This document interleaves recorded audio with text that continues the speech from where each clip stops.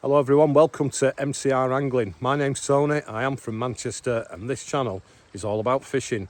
And at the moment, as you can see, I'm on the banks of a river and this is a very high Hampshire Avon.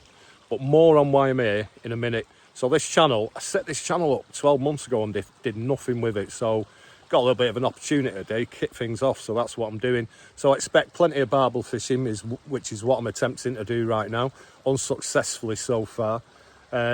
Sea fishing around the northwest and North Wales coast and further afield. Ultralight lure fishing for perch, chub, and when the seasons allow, trout. Pike fishing in the colder months with lures. What else? Oh, a bit pike fly fishing as well. Sometimes general coarse fishing, you know, the old pole and method feeder, but I've got to admit I don't do much of that these days.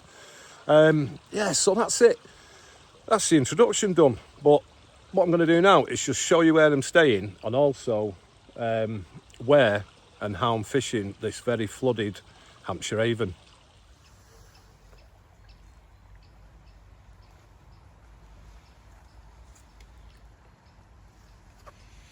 So yeah, this is where I'm staying. If I just walk up here,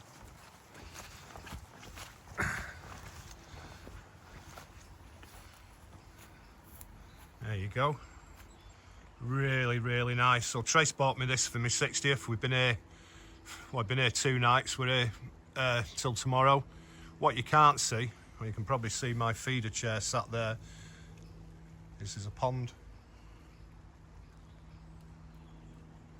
right in front of that little sort of balcony area there.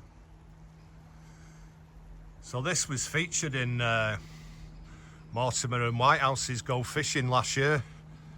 I think it's series 8, episode 2, maybe episode 3.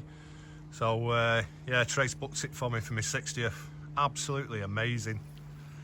I know it's January, but this place is booked solid. You can get in between March the 15th and June the 15th. But there's quite a few places around here.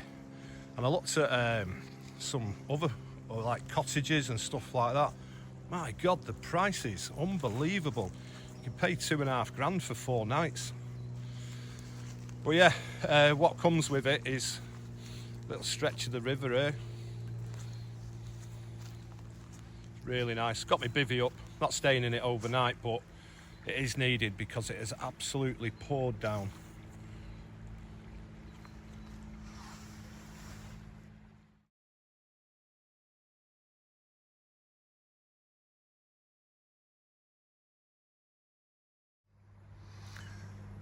So one of the first things I did when I got here was run me deeper through this swim, because you can see the bank is still quite underwater, quite a bit, especially this big section here which sticks out into the river a little bit. And you can see the flow about 2 rod lengths out from this sort of grass verge there. The flow really picks up. So I ran me deeper through and it gets quite deep, really close in. So where I'm fishing is literally about a rod length out from there, which puts me just on the edge of that fast moving water, to this side of that fast moving water, I should say. I've actually got 8 ounces on at the moment. I don't normally like fishing with 8 ounce leads, but 6 will hold the bottom, but there's quite a bit of crap coming down, so I found it was just moving me along a little bit and it pulled me into a snag last night, so I've put 8 on.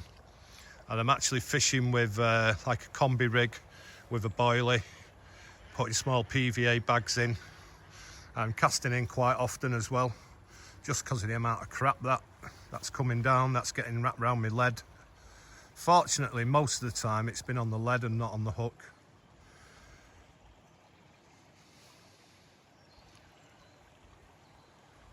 I've got a second rod out as well. We'll take a look at that now. So I've got a second rod out between these 2 trees.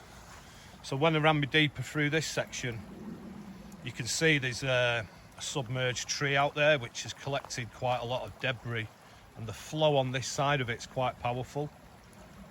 Probably just about make that out, but it does get quite deep, about halfway across. There's it goes down about 10 foot, so there's a bit of a hole there as well.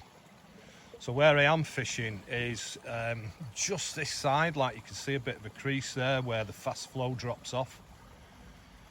So initially I had the same rig as what's on the other rod, which is the combi rig with actually using Mad Baits BBBs, Barnsley's black barrels, which have been quite good for me for the last few seasons. But whilst that rod was in, I set a third rod up because I didn't want to miss any time, any fishing time. So I put a third rod up, straight running ledger rig with a big cube of luncheon meat on it, and that's what's in now. You know, it is cool. It's probably about 6 degrees at the moment, and it's getting cooler all the time. And the river's not showing any signs of dropping. So yeah, boilie on one, luncheon meat on the other. I have got maggots as well. I did contemplate maggot feeder, but when I got maggot with ground bait feeder, but when I got here and saw how high the river was, I sacked that one because I don't think I've got a feeder heavy enough to be able to stay still in this. Such a nice place to fish though. I'd really like to get back down here sort of October-ish. I reckon it'd be really nice. Good fishing. Right, if anything happens, I will do an update.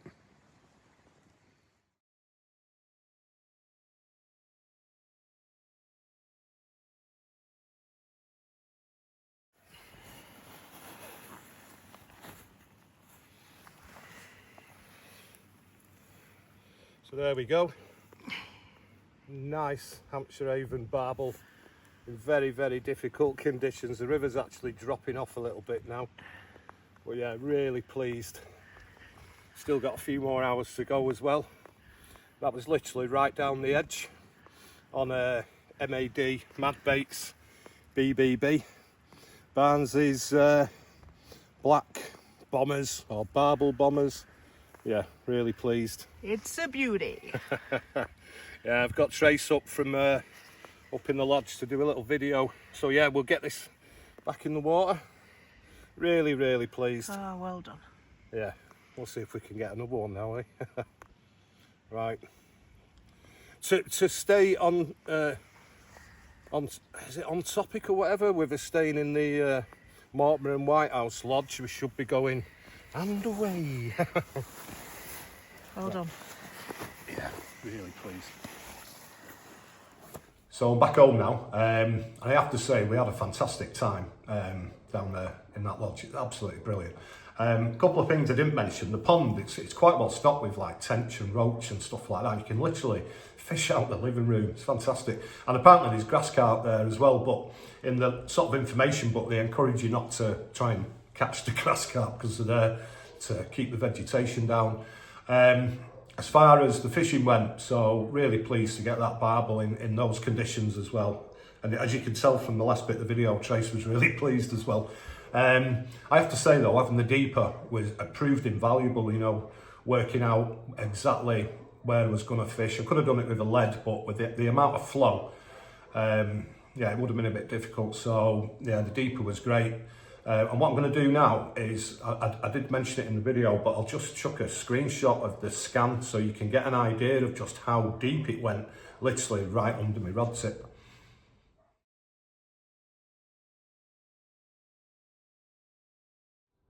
So that's it for now. I hope you've enjoyed the video, and I'll try and do something again pretty soon. I think next video will be a little bit of detail on the combi rig I mentioned earlier in this video, and also look at, I'll drop some video in of a nice session I had in November last year on the River Trent. Yeah, so that's it. Cheerio.